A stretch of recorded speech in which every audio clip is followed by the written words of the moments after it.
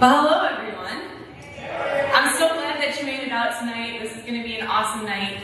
And just like Trisha said, you guys are seriously making my dream come true. So my hope is that this isn't just a night about me, that this is going to go so much bigger than my story. I hope that it connects with you. I hope that if you're somebody that's struggling right now and you need some support, this theater is full of people who want to support you.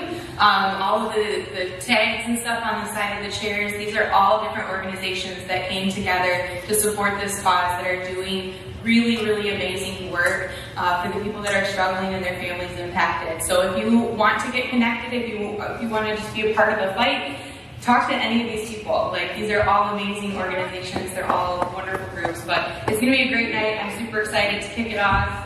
And we're just going to go. We're just going to see what happens here. And I have all kinds of plans. And I've been planning forever. And usually when that happens, it always just, ends up being something else. So we'll see what happens tonight. But we're going to kick it off. The first song here, we're going to just share a little bit about why I wrote it and how it came about. So, as you know, I'm Amanda. I'm originally from Auburn, Michigan, and lived there until 2015 when I moved to Nashville, Tennessee. Many people thought that I moved there to pursue music, but the truth is I just wanted a change of scenery. I moved and started working a job at Target. After a couple months of working as a front-end manager at Target, I did not want to continue with that job, and a friend talked me into auditioning at Tootsie's Orchid Lounge. I was immediately placed into the circuit to start playing at Tootsie's and other establishments associated with Tootsie's, including Honky Tonk Central and Rippies. I went into this scene as a very naive, young Christian girl, and I remember thinking how cool it was that I got to go into these places and be an example.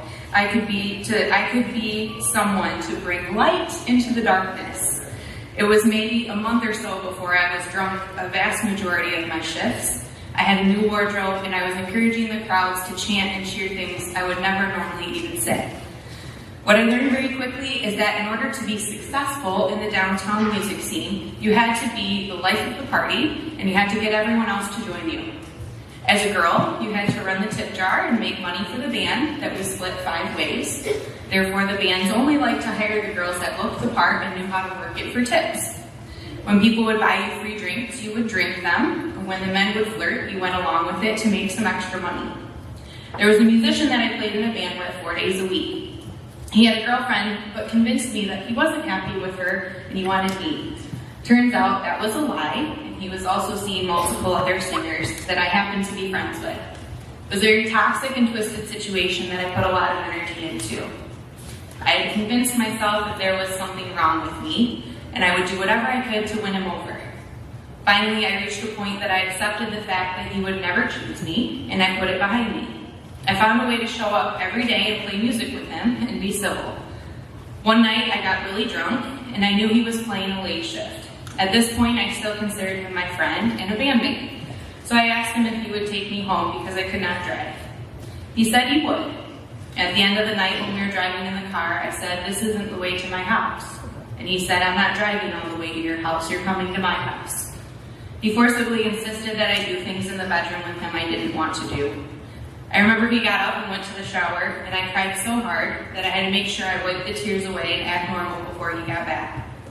We had a shift together the next day, and I did not have clothes or anything I needed to be stage ready. He dropped me off at the corner because he did not want to be seen walking in with me. Anybody ever have to do the walk of shame?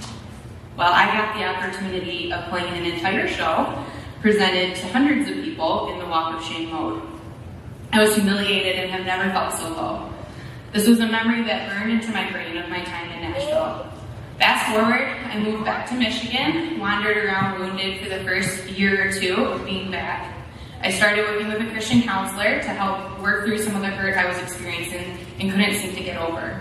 During that time, I met a very handsome and charming man that I worked with. He was working at the church that I was working at the time. He was very kind and respectful towards me and totally opposite of the guy who had hurt me so badly. One of the days when I was in my counseling session, I brought up this hurtful memory from my drunken night in Nashville. I shared that I felt like the only way to make guys happy is to give them what they want. I also shared that I didn't feel loved, and if I wasn't getting didn't feel loved if I wasn't getting their attention in that way. After all, that's what men want, and if they aren't doing that with me, it must mean that they don't want me. My counselor told me that he wanted me to think about that moment. He prayed for me, and then he asked, what do you think Jesus would say to you in that moment?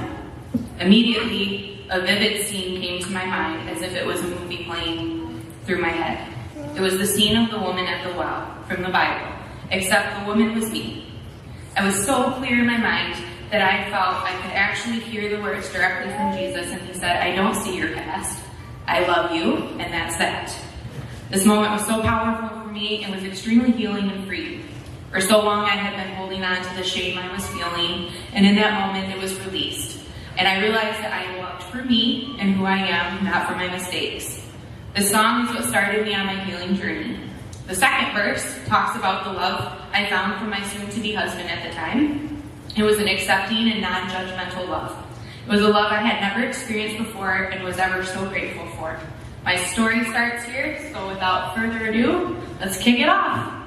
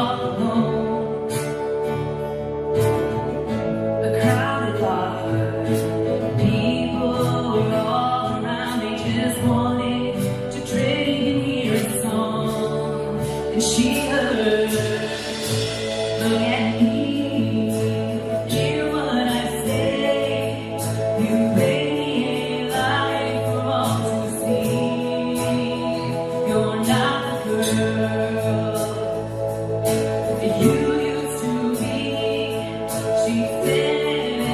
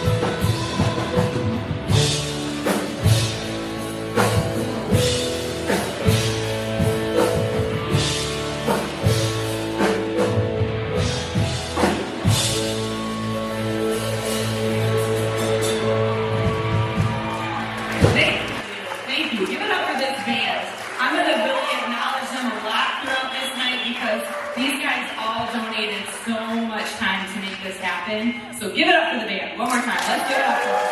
We're doing awesome. One song down. You did good, guys.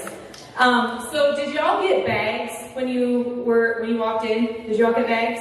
Okay, if you didn't, make sure you grab them. We have some in the back. But in the bags, you'll find lots of different things. We're going to talk about all the things throughout the show. But there is a little notebook that is in the bag, and there's pens.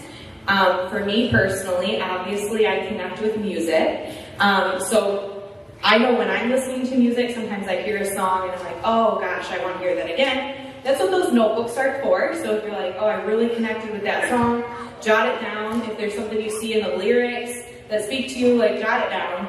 I don't know, I write things down to try to remember it. So that's my hope. If you connect that way, grab those little notebooks from there. So, as I mentioned, the man I met from the second verse of the last song became my husband. His name is Chris. He gave me his permission to share his name and pictures. I'm going to give it to you guys straight. You get the whole story, and I'm grateful to share it because it's made me who I am. And well, let's face it, I'm pretty awesome.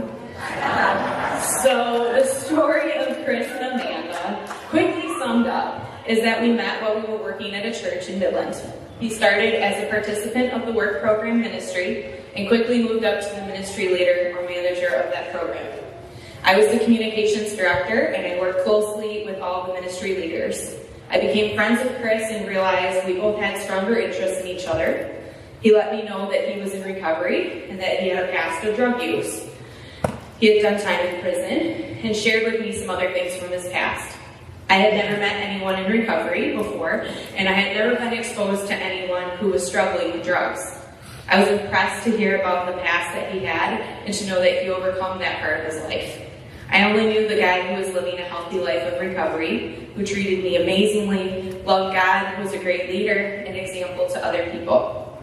The guy he told me he used to be was a complete stranger and someone I had never experienced. We dated for a whopping 6 months and then got engaged. We planned a quick wedding because we didn't want to wait. We were so excited to start our lives together, start a family, and live happily ever after. I decided I wanted to write him a song to sing at our wedding. The problem was that every time I wanted to sit down and write a cute little mushy love song, and he wasn't around, it seemed like we were fighting and not getting along. So it was hard to be mushy and write love stuff. So I made a list of all the reasons why he was the worst. And then I realized that I have a thing or two that's not so great about me. I know it's hard to believe. But I can be a pain. So I didn't end up getting the love song that I was hoping to get, but I got a really real song. A song that we all have baggage. We all have good and bad qualities, but that makes us who we are, and that's a good thing.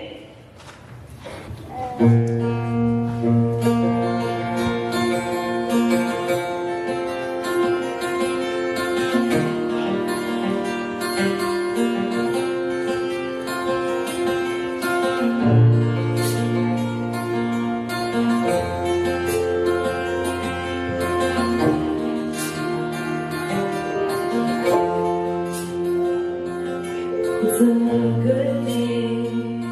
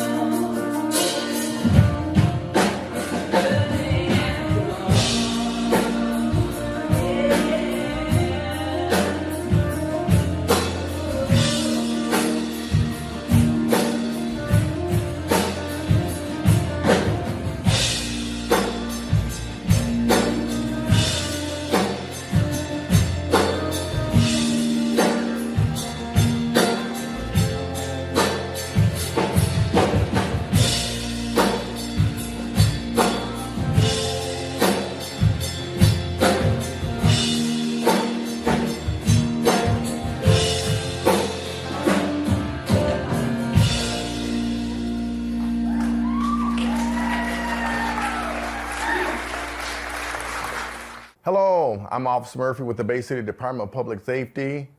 What a wonderful, beautiful song by Amanda Beeson. It's a good thing. Hopefully you enjoyed that song just as much as I did. I want to take this time just tell you what that song meant to me and why it really resonates with me. It's a Good Thing talks about some things in your past that aren't so pleasant, but it's a good thing because you've learned from that. Our past makes us who we are.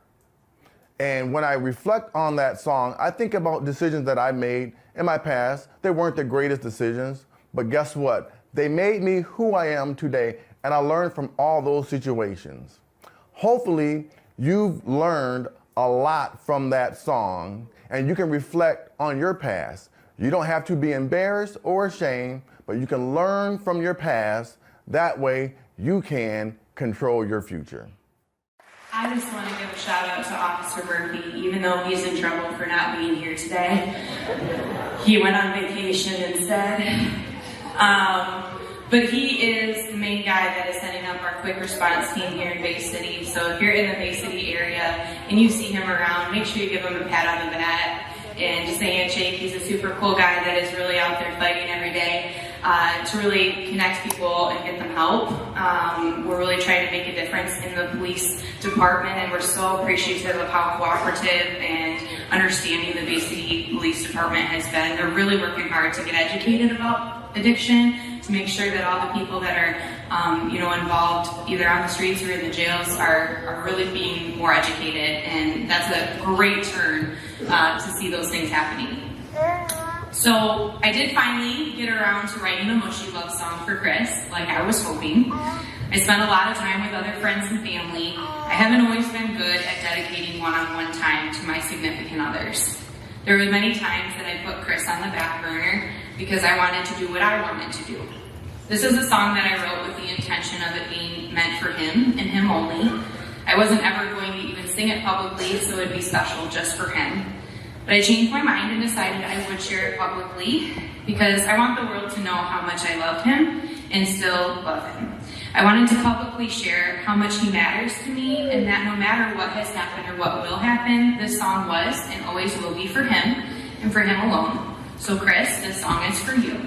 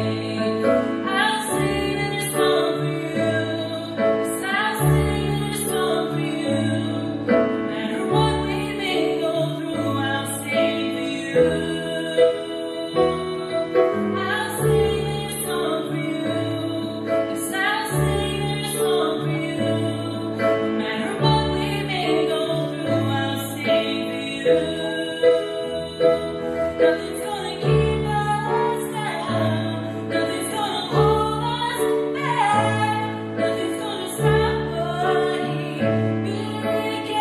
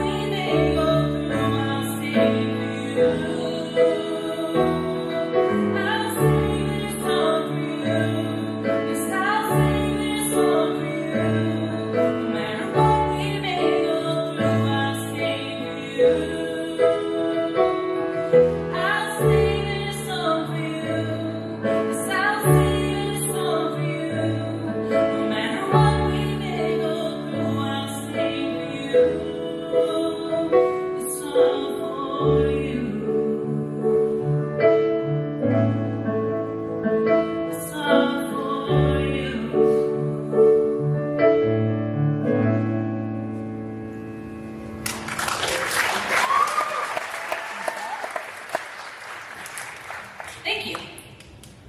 Well, about 2 months after our engagement and sending out our wedding invitations, he told me that he had relapsed. This was my first glimpse of what it would be like dealing with the version of him that I had heard about but never met. We decided to postpone our wedding that was scheduled for January of 2019. So then we rescheduled the wedding for February of 2019, a whole month we waited, for our second attempt at the wedding. We decided to just have our immediate family and do our ceremony at an Airbnb. We packed up the cars and we headed on our way to get married. While I was driving to the Airbnb, I got a call from one of his co-workers that they had found drugs and paraphernalia at work. This was when it hit me that he was still struggling and this wasn't going away. I thought he was better. After all, he went to treatment and he told me he wasn't using it.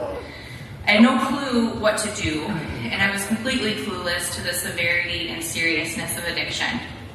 I had a very solid foundation in my faith and was very good about turning to God in times of uncertainty, and I had full faith that He would heal Chris and restore our relationship. I believed with all my heart that we were meant to be together. Just saying that makes my stomach queasy because I know it's so corny, but it's truly how I felt. We ended up breaking up for about a month and then got back together. Finally, we did end up getting married in August of 2019, as you saw in the pictures. The night of our wedding, we started going through all of our cards that we got from people, and I realized that the card his mom gave us was missing. She had specifically handed it to him and told him she put some spending money in there for us, and that was the card that was missing from our stack of cards. I was immediately worried that something was wrong, but I had no desire to even consider believing something was wrong because this was the night of our wedding and we were now tied together for life. About a month after our wedding, I found a drawer full of paraphernalia.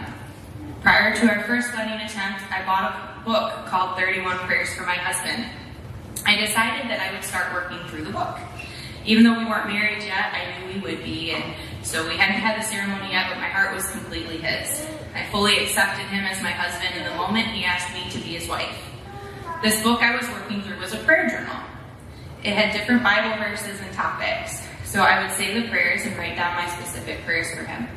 The book is complete after 31 days, but I wasn't done praying for him after 31 days, so I started a new journal, and I worked through the book again, and again, and again. I still work through the book to this day.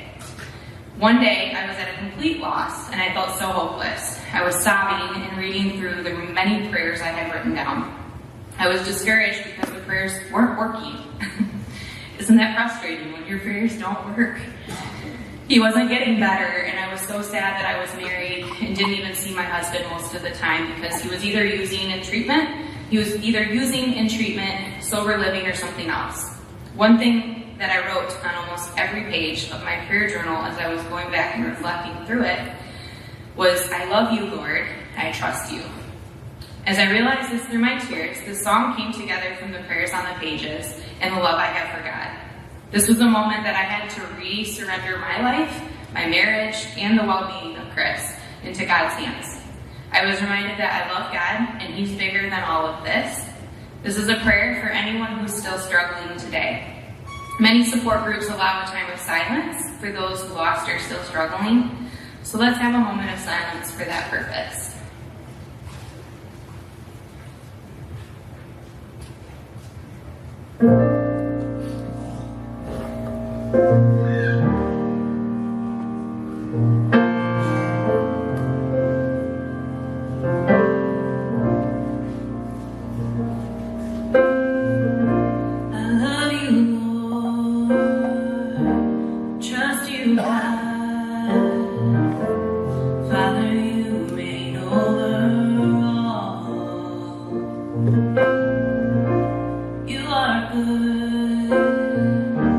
You are strong.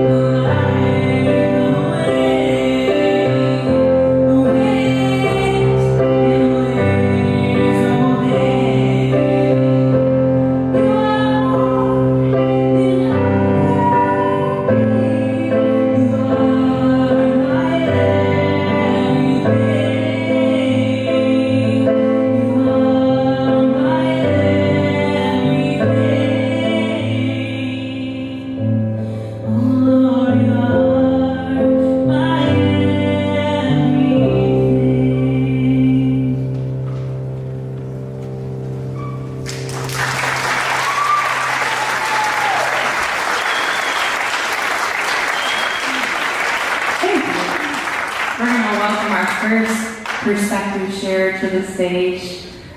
Terry, take it away. Hey everybody, my name is Terry Beadle. Are you guys having a good time tonight? What an incredible song. First, my introduction, she said I have 5 minutes. My introduction only is going to take 5 minutes. I'm the associate pastor at Bay City First Nazarene. I'm a co-ministry leader for our Bay City Celebrate Recovery. I'm a family recovery coach for families against narcotics, and I'm a person in long-term recovery. So what that means for me is I haven't had any mind-altering substances in over 4 years. When I was a child growing up, I had a brother that was a year and a half older than me, and I really looked up to him. I wanted to be like him. I followed him around everywhere. I wanted to hang out with his friends. And like a good big brother, he told me how much of a pain I was, and he just tried to get away from me all the time. Our childhood wasn't happy. There was a lot of abuse and trauma. And because of that, as early teenagers, we both started using drugs and alcohol to cope with our pain. We both struggled with substance use disorder for over 20 years.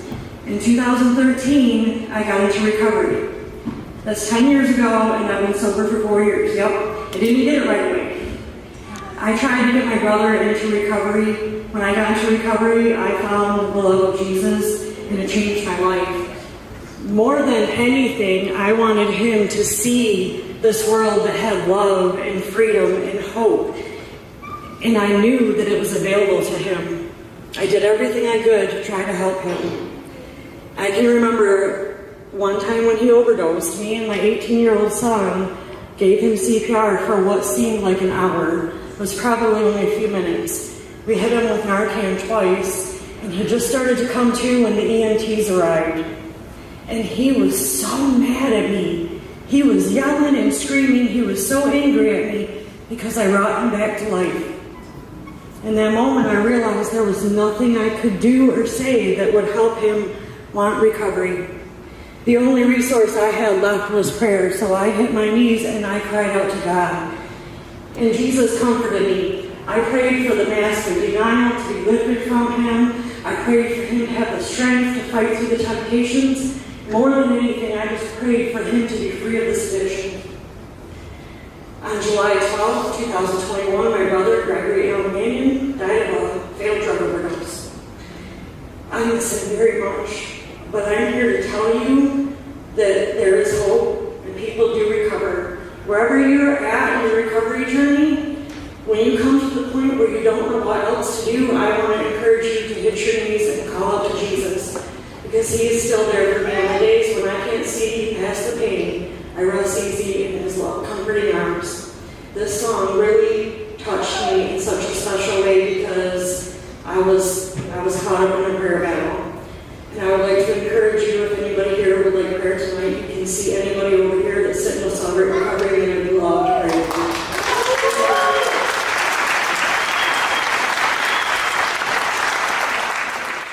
So this next song that I wrote when I was deep in the midst of a very hot and pity party. I was feeling real sorry for myself. And it was so easy to see everything that was going wrong and to think about all the things that flat out sucked with my life. Then I was scrolling through Facebook, and one of my friends, who had also been going through a really tough time, posted something along the lines of, not everything is going my way, but some things are, and that's good enough for now. This was my light bulb moment that translated into a song, as most of my little thoughts do, as my reminder that I do have good things going on in my life. I need to focus on those things, and I need to get on with my life and shut out the monsters inside.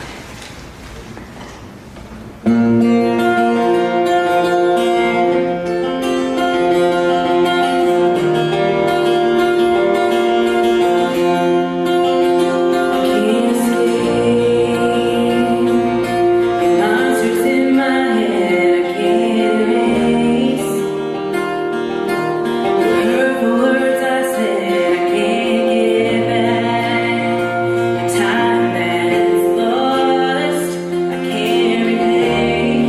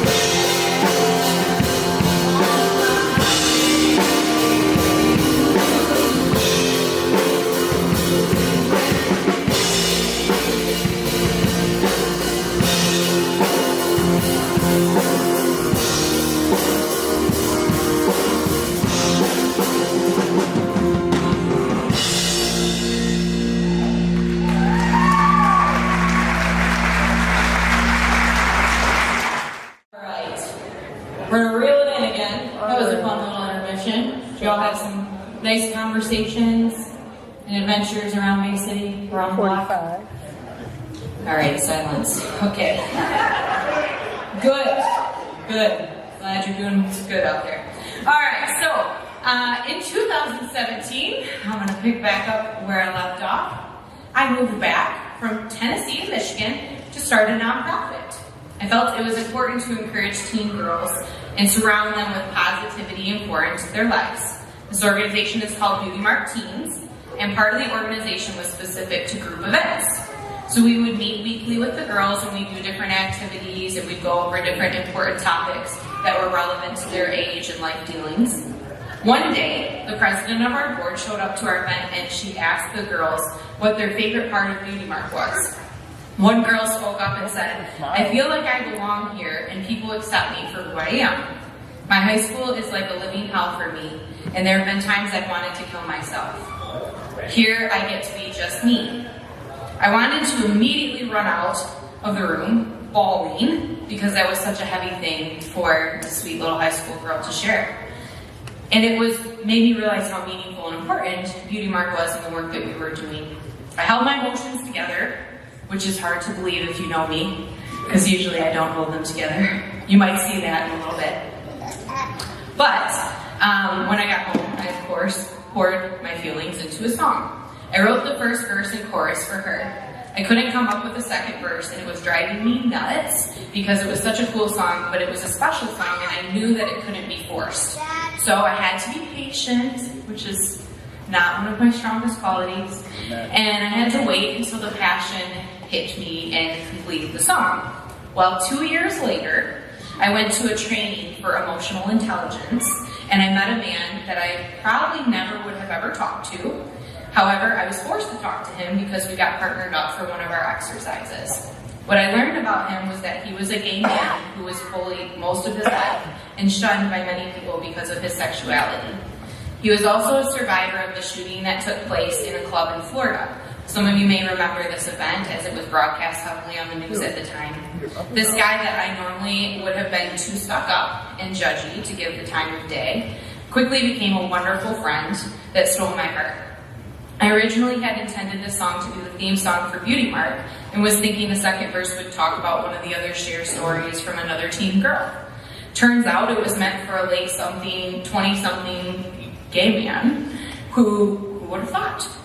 One thing I learned on my journey so far is that people surprise you in good and bad ways, and you truly can't judge a book by its cover. I'm sad to say that I was one of the most judgmental people I knew, and I didn't even realize it. I'm happy to say I've overcome that greatly, but I always try to remember the growth I've made in that category so that I don't slip back. This is a song that's for everyone. Each and every one of us is uniquely ourselves. There's no one like you, or you, or you, or you, or you. We're all individual and unique, and that is an awesome, awesome thing. It's so important that we embrace that. It's our job to shine brightly so others can see the uniqueness that we possess and then be touched by our presence. We are all impactful in one way or another, and we get to take a look at ourselves and see if we are making an impact for good or for bad.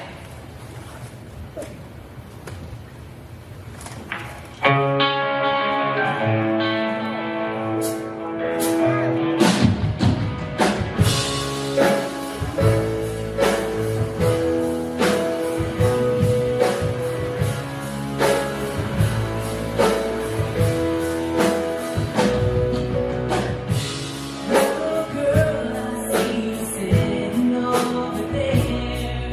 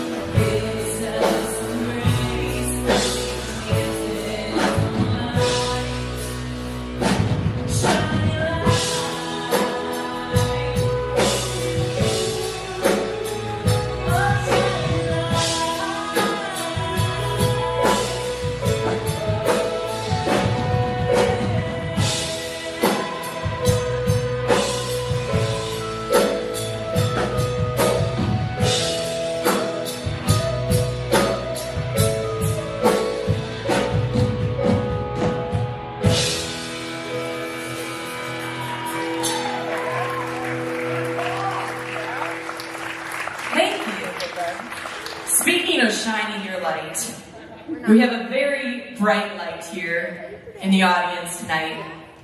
And I'm going to be honest with you, I totally sprung this on him at intermission. So, I want you to give it up for Paul. Like, really give it up for him.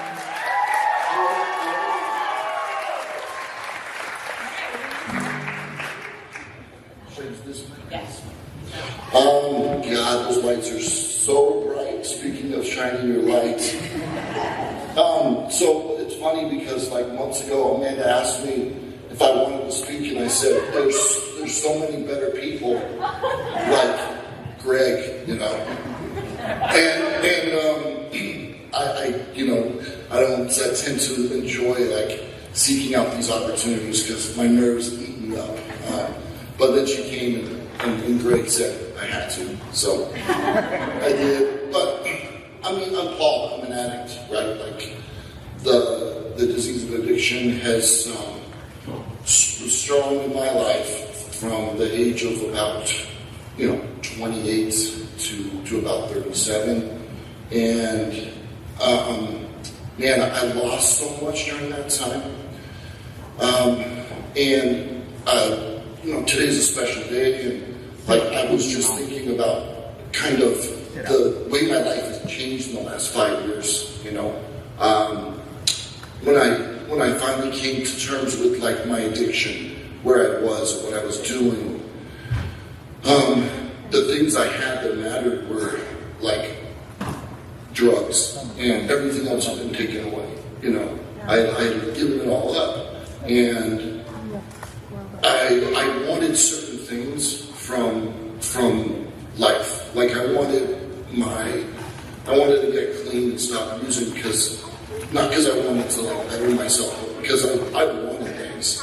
And it was funny because as I tried to stop using and get those things, like I couldn't stay clean. I would continuously relapse, right? And I was in and out of sober houses and detoxes and rehabs. And I remember this very, very strong moment of sitting in my brother's house where I kind of made him let me stay there, and thinking of my daughter and contemplating taking my life or what the next step was. And taking my life was very appealing at the time. But I thought I never want to have my daughter tell her friends and tell everyone around her what happened to her dad. And that was a very powerful moment. And I said, I'm going to try doing whatever program was available to me at the time the right way. And I did that, right? And I did it just because it was the right thing to do, and I wanted a better life. And all those things that I wanted back then, like I had to give up wanting them and just trust the process. And I was thinking today, like those things that seem so important, and they also seem so far off. Like I have all of those things today.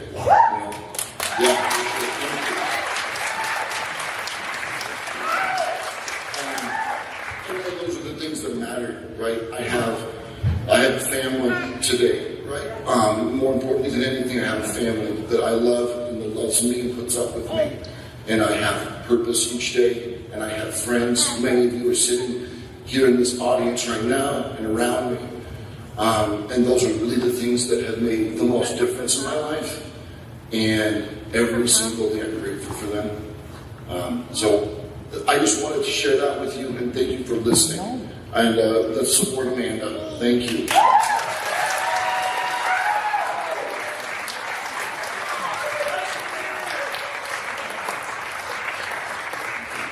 Paul, didn't you graduate from Northwood this afternoon? Oh, he graduated this afternoon.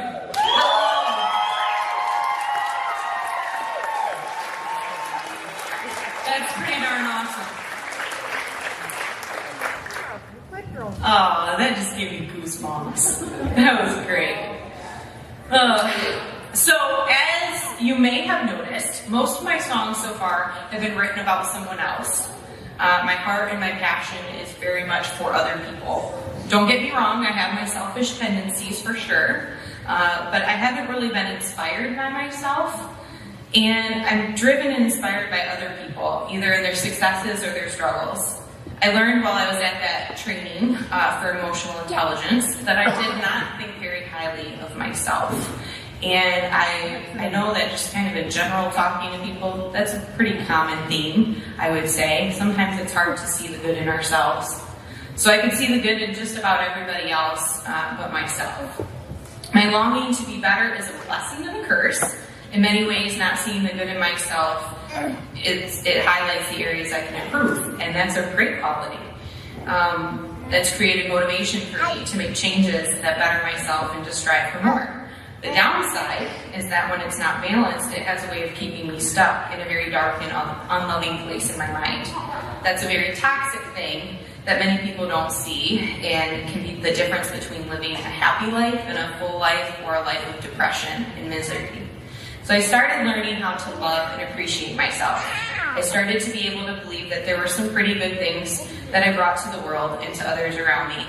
This is a song, a love song, that I wrote for myself.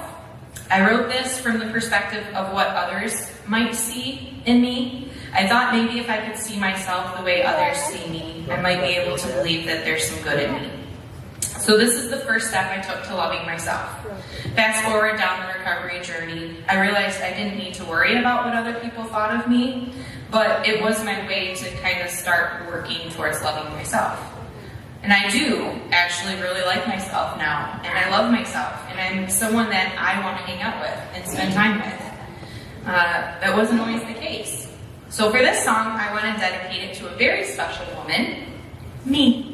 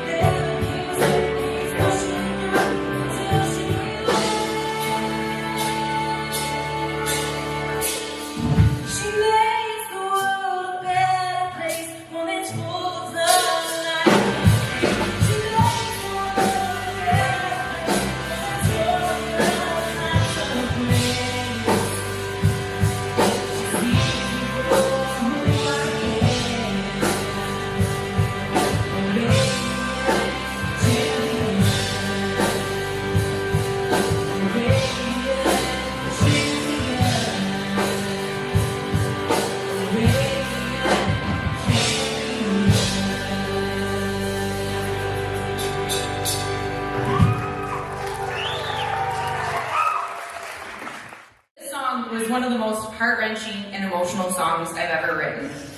It was a song that when I first wrote it and came up with the tagline, "I need a man who's nothing like you," I didn't think I could ever share it. That is such a harsh and horrible, hurtful thing to say. I felt guilty for even thinking it, let alone writing it in a song. After I got over the initial guilt of thinking and writing such a thing, I let myself process what it actually meant and where it came from. This was the point in my journey that I was so angry and heartbroken that I didn't get to be with the man of my dreams, the man that I fell in love with. I was with a man who was completely consumed by active addiction. There's a saying in some of the support groups that say, love the person, hate the disease. I realized that I was singing that line to the disease.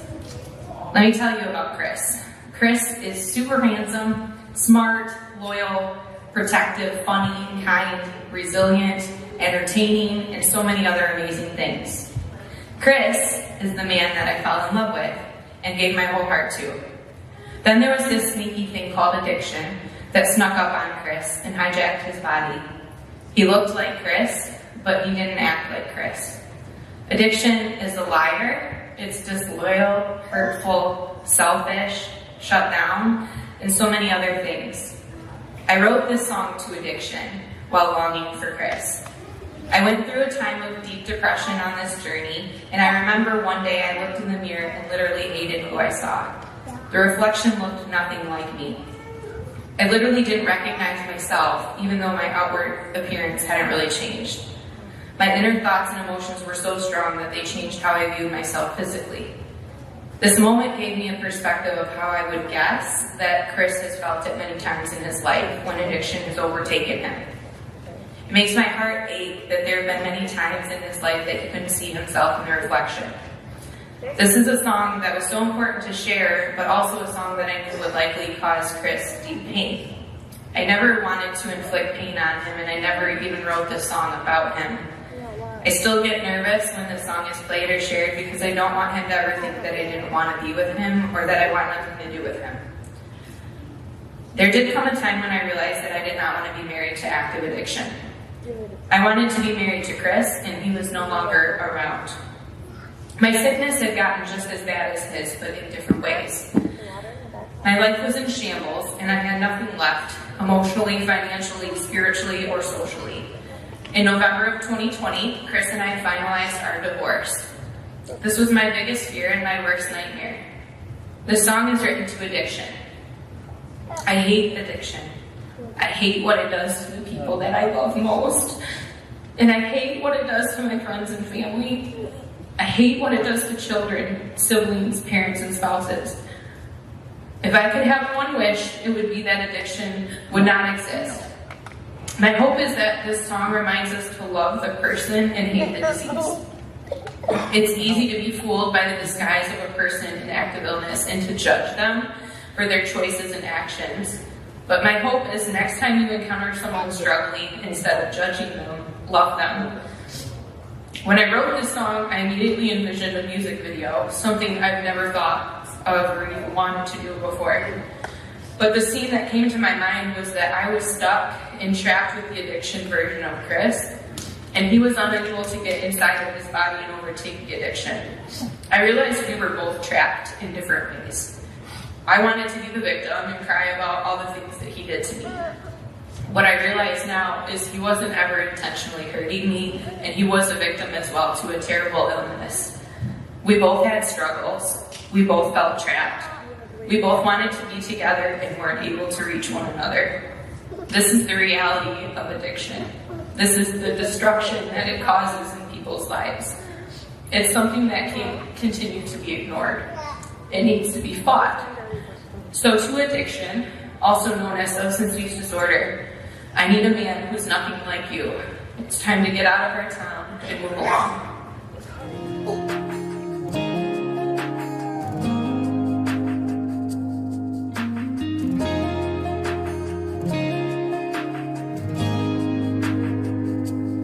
I've been sitting here waiting on you, giving all I got and more. Racking my brain while you're giving up on me. When it's you who can't step up and lead. But I need a man to tell my secrets to, someone to dry my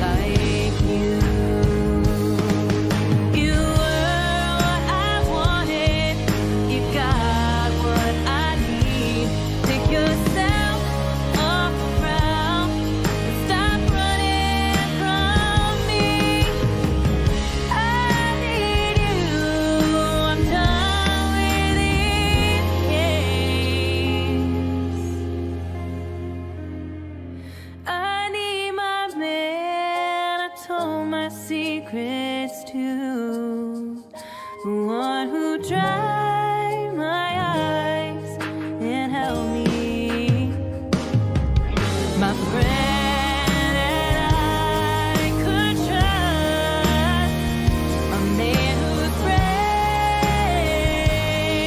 and true. I need my man to come home soon. I need my man who's nothing like you.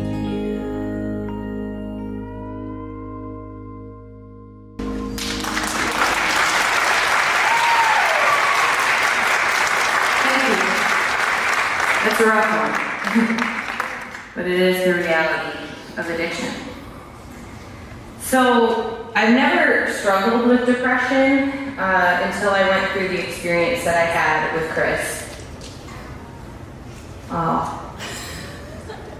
Hold on. I'll do that in a minute. Mary Vaughn? You got something to say over there? What? Huh?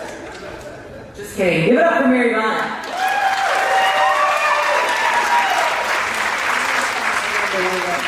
Wow. I tell you what, that's a hard one to follow right there. A lot of memories in that song. Well, good evening, everybody, and thanks for joining us here tonight. What a great way to support recovery, huh?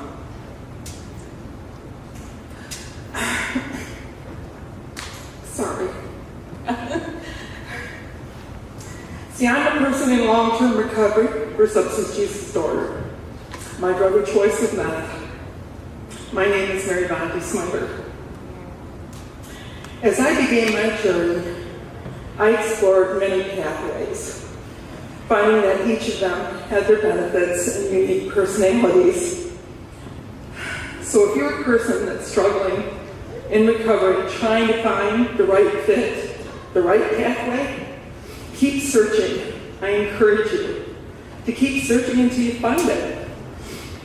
There are a number of people here tonight that would just love to talk to you and give you some thoughts on that. I have met so many good people in my recovery journey. Some are successfully working through their addiction or trauma caused by it. Others continue to struggle or have lost their lives to it. No matter the outcome, each one has forever been changed by the trauma of their illness. The song, Nothing Like You, resonates loudly because every single person I've known that has struggled with substance use disorder did not start out that way. I've known Amanda and her family for quite a while now, and I'm still alongside of her through the story that she shares with you tonight. I supported one of my best friends as she struggled for years with her substance use disorder and heroin. She sought out the help she needed and survived in long-term recovery. I watched and I grieved as several other close friends lost their battle to this illness. Why do I tell you this? Because in the midst of their addiction, each one of them became nothing like themselves. As a family recovery coach, I hear story after story after story about how the person used to be before addiction. Bright-eyed and bushy-tailed, motivated and fun, full of dreams and moonlight beams. You get the picture? When a person struggles with substance use disorder, they become a totally different person. Their drug of choice takes over that portion of their brain, causing them to think of nothing else but how they can find relief from the craving their body is screaming for. So if you have a loved one who is struggling with substance use disorder and don't like the things they're doing or who they've become, I want you to hear this. That is the addiction rearing its ugly head. That's not the person that you knew before the dopamine levels affected their brain. The good news is there is hope and help available if they want the relief. To learn more about addiction or to seek help from the trauma caused by it, I recommend that you contact Family Against Narcotics because they have it. So let's join together working for a world free from the nothing like you that Amanda song talks to us about. Thank you.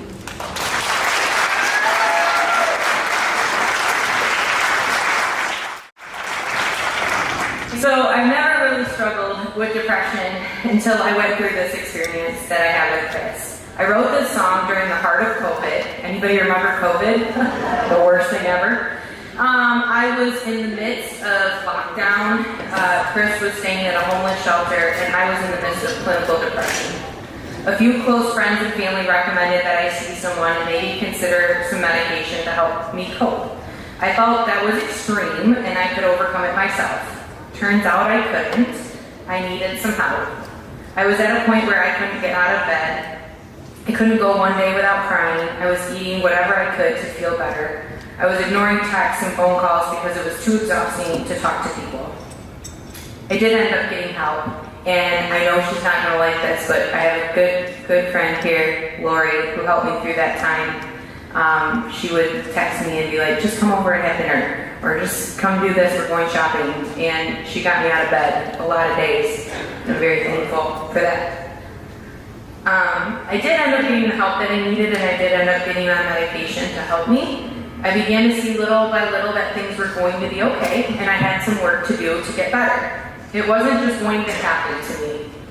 I had to fight to get better. It was a struggle every day, but every day I got stronger.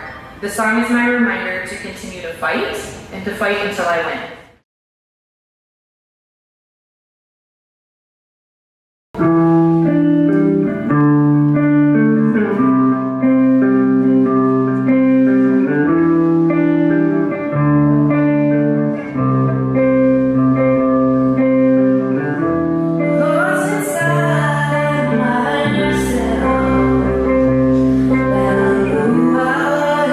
Who I am and who I won't be.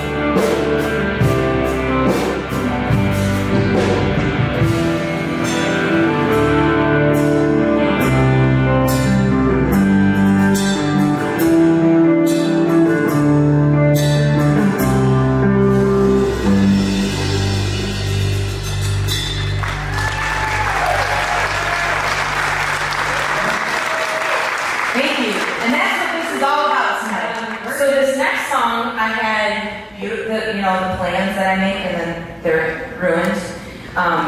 We're gonna have Greg speak. Come on, Greg. This is why I have Mickey here, because I don't follow my own rules. I'm Greg, man. Hey, I know that guy. Hey. My speech has changed like 10 times since everyone else has spoke. Lori said something really good that caught me. Nobody starts out to be this, right? Nobody starts out to go through this and then wake up someday and be like, oh, I want to be strung out on that. And hurt everybody I love. That's just not the way that ever happened for me. This song, when David first asked me to do this, what a good song, because this is absolutely the way recovery goes, but this is kind of life, I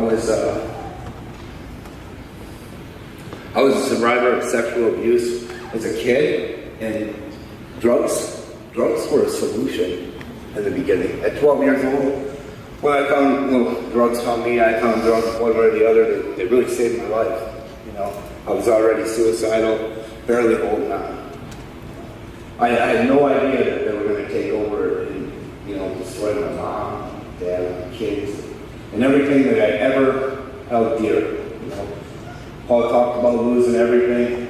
At 12 years old, I got started, and at 35, I had to fight my way out of the drug court after I told the judge that I just wanted to go to prison as long as he would send me there, because I just couldn't stop hurting my kids.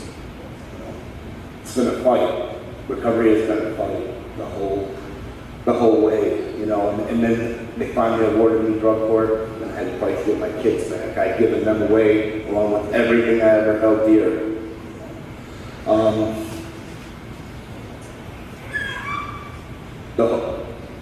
Rebecca said something while we were sitting here in terms of this song.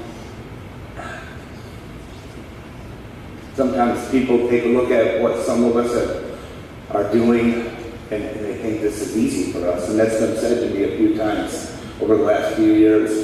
And one of the people that stick out to me that said that was Chloe. One of my biggest regrets is I could never convince her that this isn't easy for anybody. This is a fight every single day. I had fought for 9 years to keep my head above water. Because all those things, all those coping mechanisms that drugs were for me to save my life, they don't just go away overnight. I'm the co-founder of Community Construct. I'm also a recovery coach at JNA, and Nick there is the other co-founder. And what we do is employ people in recovery and give them a safe place to work, because every single entity out here is a safe place for people so that they can fight one more day. Just one more day, Every entity here are coming together.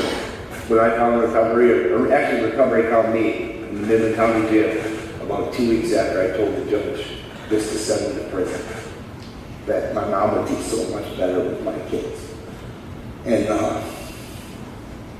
until I got out, and then I met Lori, and You know, and all these people, all these great people, great organizations doing great things, like they're saving lives. You know, just knowing that I wasn't alone and that I could talk. Like I can literally stand on the stage today and talk about drug use and the way I treated my kids during drug use and the awful things I said to them. And I'll get up on the stage and people will tell me they love me. And this is what it's all about. Right? We fight this together.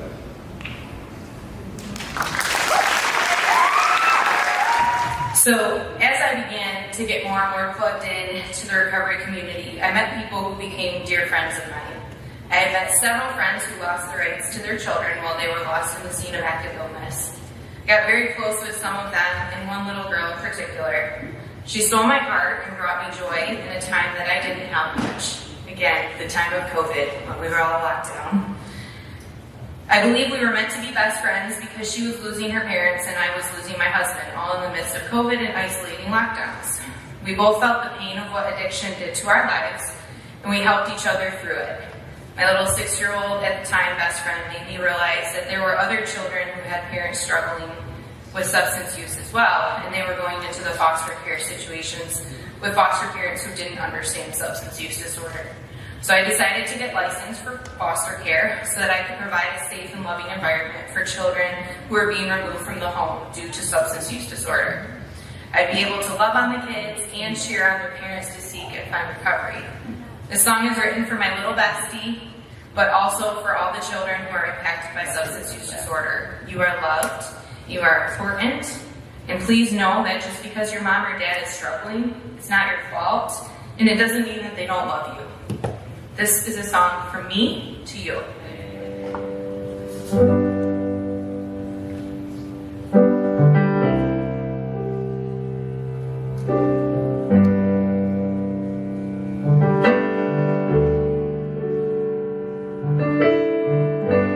Little girl with big dreams, bright smile on it.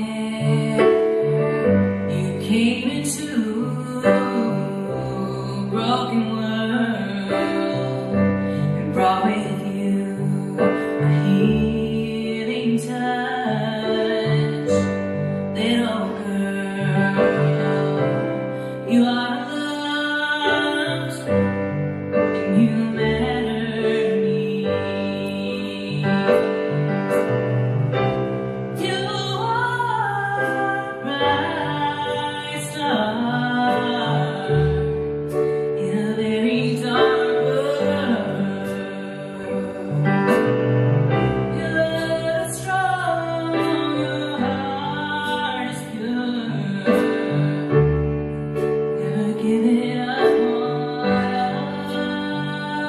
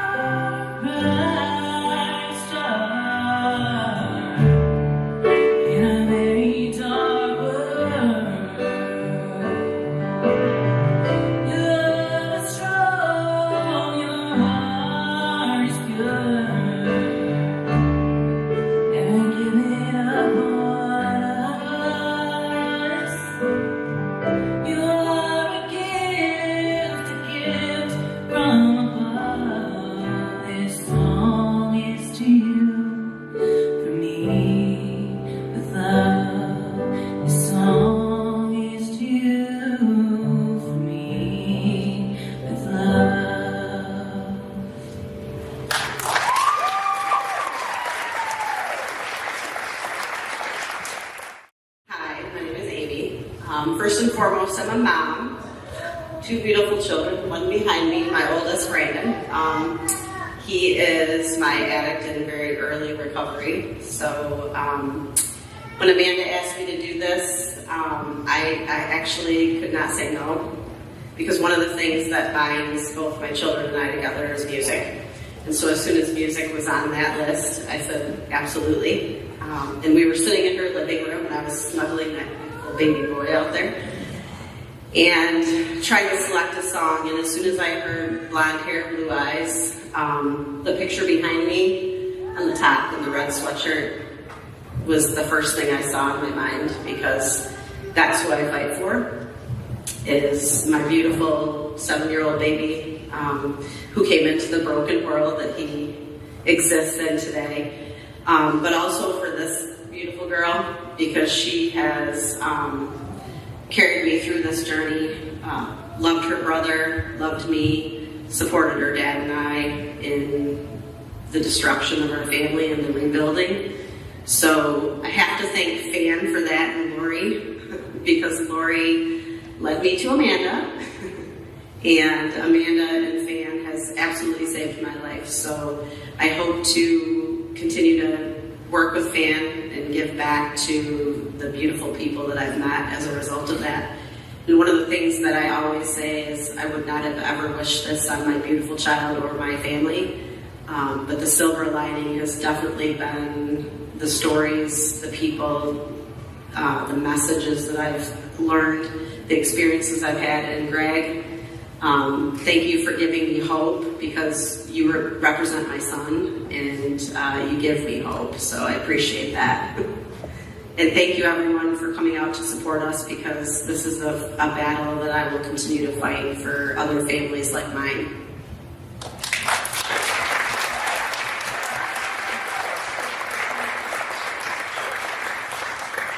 Hello everyone, my name's Ashley Sportman, and that's my mom. My brother, it was a struggle with my brother, because not only did I have to watch him fall, I had to watch everyone around me, including myself, my parents, my grandparents, aunts, uncles, my whole family involved. It's hard for the addict, but it's even harder to watch. And just have hope. There's always hope, praying, and our family started getting back together. We met Amanda, so thanks everyone for coming out and supporting this beautiful woman right here. So, She's amazing. Applause for them. Amy is one of the lead people here who's helped put this event together tonight. She did all the bags that you got. That was a really big project. It took her like 2 months just to stuff bags. So this next song that I wrote was a song that I wrote after Chris and I were divorced. My heart was still aching and longing to be with him. I was thinking back on all the good memories and remembering why I married him in the first place. I'm so happy to say that we have reconnected, and he is still one of my best friends. We have had the opportunity of talking and supporting each other through a new stage of life since August of 2022. I'm happy to announce that he recently celebrated 7 months of sobriety, and he's been actively pursuing a life of recovery. I have no idea what the future holds for us, but I am grateful that he is still an active part of my life. I'm grateful that he's still here, alive and well. Unfortunately, there are many people who have lost their battle to this terrible disease. They're all important, and they deserve to be remembered and celebrated. I want to encourage you to think of those people we have lost to active illness, and remember the good times, remember the good things, remember the things that you love about them. While they're not here with us in person, they are in our hearts.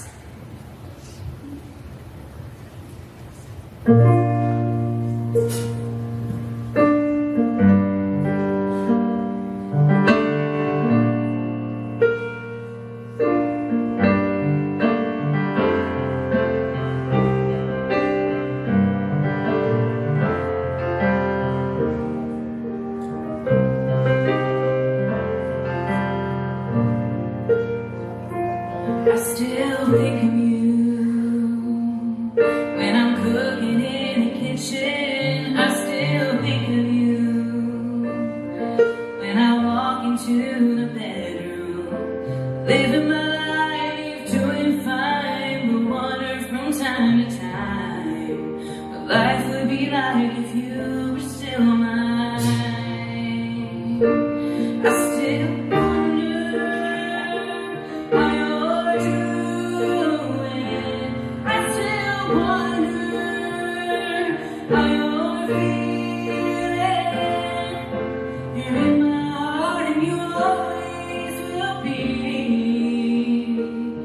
Living life wild and free.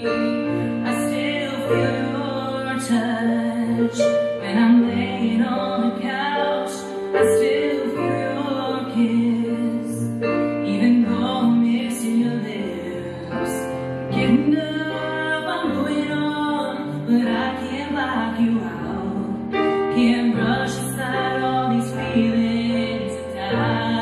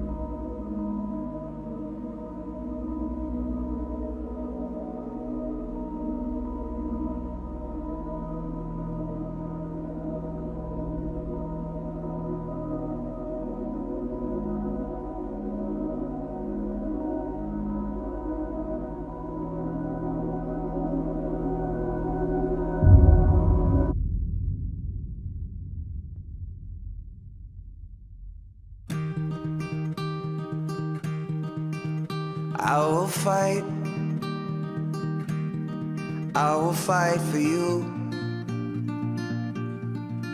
I always do until my heart is black and blue. It's crazy. I was writing to him, to Solomon, a little journal the other day, just reflecting and thinking about the season and everything, and I always come back to him. I'm like, he's my greatest miracle. Like, the biggest, I've seen miracles, I've seen amazing things happen in my life, and but he's literally a miracle. I'm so grateful that I wasn't afraid of this. A lot of people get scared of the story or the past, or it's a miracle. He's my miracle. He's my miracle. The biggest one, even bigger than this guy.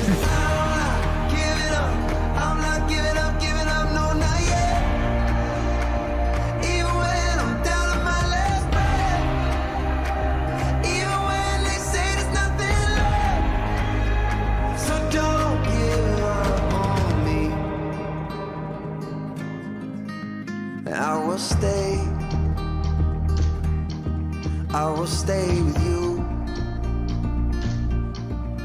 We'll make it to the other side, like lovers do.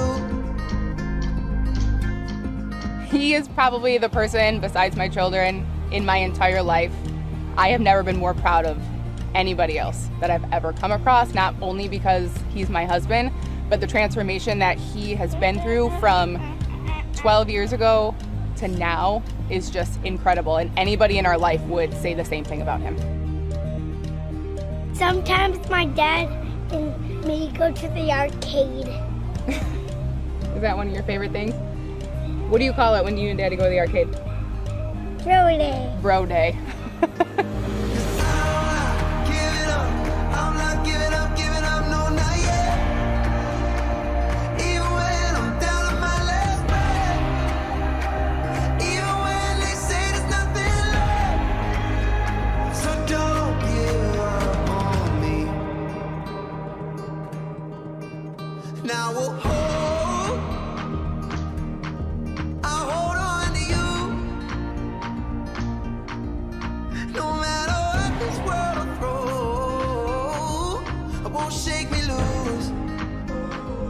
She's been the joy of my life. She always will be.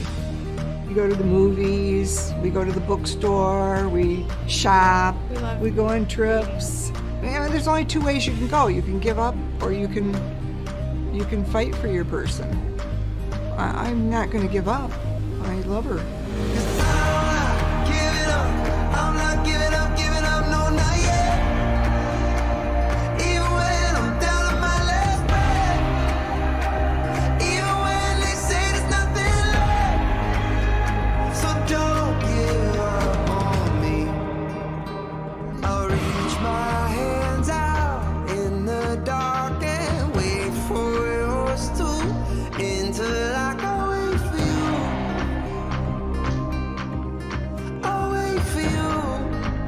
He's one of my favorite people to spend time with.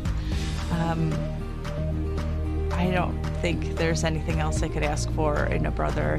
When I'm having a bad day, sometimes I call him and he's always got a positive spin on things. And if he can't put a positive spin on it, he just makes me laugh. Watching him face those emotions and the reality of the obstacles that we faced in our lives without any substances makes me incredibly proud. I don't think I'd be sober today without her. Actually, I know I wouldn't.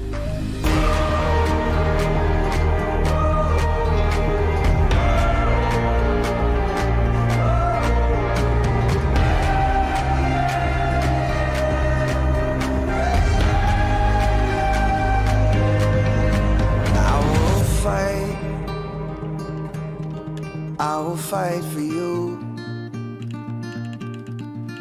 I always do until my heart is black and blue.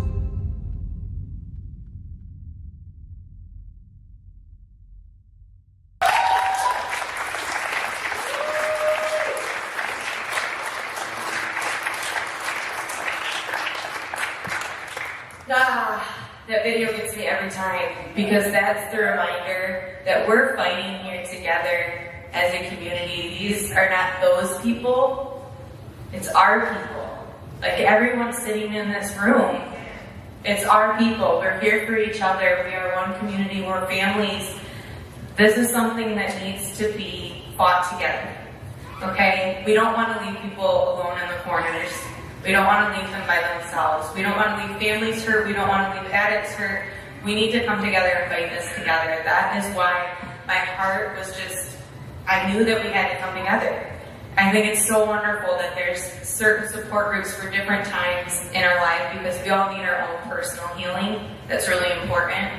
But we have a really hurt, broken community right now. And we need to stand up together and fight that. We can't give up on people, right? Because we wouldn't want them to give up on us if roles were reversed. We're fighting this fight together as a community. Now, this is the part where it's literally the last song, okay? And so we gotta kind of make it a really big deal, because otherwise the whole night's gonna be ruined. I don't want to put that on you guys, but I just did. So this is the part that literally I want you guys to stand up. Yep, you can do it right now. Go ahead and stand up. You're like, oh gosh, what is she gonna make us do? I'm freaking out. I didn't want to stand up. It's good for you. We're going to get out of our comfort zones, and we're going to sing. This is literally going to be a chant song, a fight song for our community. We have people of all different types of backgrounds and journeys. Some people who have been greatly affected and directly impacted. And guess what? If you have had the pleasure of not having a direct impact, you have been impacted. And we're ready to fight now. So this is a song we're going to sing together as a community, fighting for each other, fighting for the people in this room, fighting for the people that are out of this room, fighting for the people that we've lost, fighting for the families, the comfort, the law enforcement, the emergency responders. This is fighting for everyone. This is impacting our entire community, our entire world. And we have to fight. So I need to hear your voices, because that's the way we're going to fight tonight. Because I'm telling you, it's going to get into your heart and your head, and you're going to go out and you're going to make a difference. And that's what this is all about, all right? So I'll ease you into it. It's a very simple song, but I want you to sing at the top of your lungs. I'm serious. And you might be sitting there saying, I don't sing. You do tonight, okay? We're getting out of our comfort zones, and we're going to fight this fight. We're going to do it together. This is how I fight my battles. This is how I fight my battles. This is how I fight my battles. This is how. See how easy? This is how I fight my battles. This is how I fight my battles. This is how I fight my battles. This is how. We're getting warmed up. This is how I fight my battles. This is how I fight my battles. This is how I fight my battles. This is how.